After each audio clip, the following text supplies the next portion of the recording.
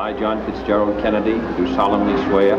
If you're like 70% of Americans, you weren't even alive when John F. Kennedy took the oath of office. The torch has been passed to a new generation of Americans. If you are old enough to remember, you may find yourself wondering how those images, still so sharp, so clear, could possibly be half a century old. There was the dramatic changing of the guard.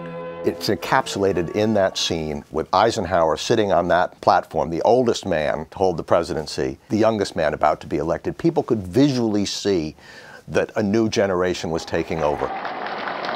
And the speech itself, by common consent, one of the most memorable of all inaugural addresses.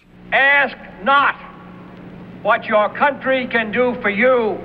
Ask what you can do for your country.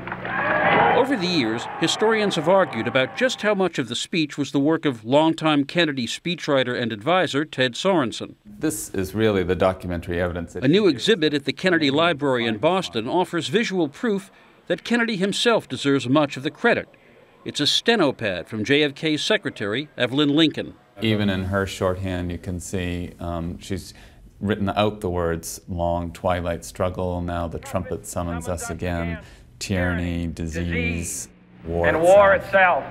One other line in that speech helped trigger a debate that has endured for decades. We shall pay any price, bear any burden, meet any hardship, support any friend, oppose any foe to assure the survival and the success of liberty.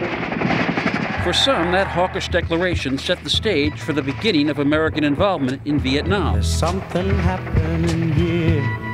For historian Thurston Clark, however, most of the rest of the speech was about peace and about negotiations and about the threat of nuclear war. Let us never negotiate out of fear, but let us never fear to negotiate. The Kennedy mystique has endured despite the revelations about his reckless, compulsive philandering.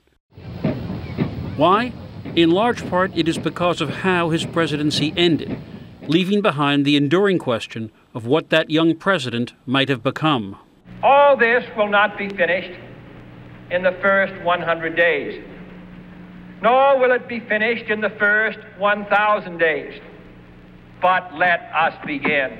Jeff Greenfield, CBS News, New York.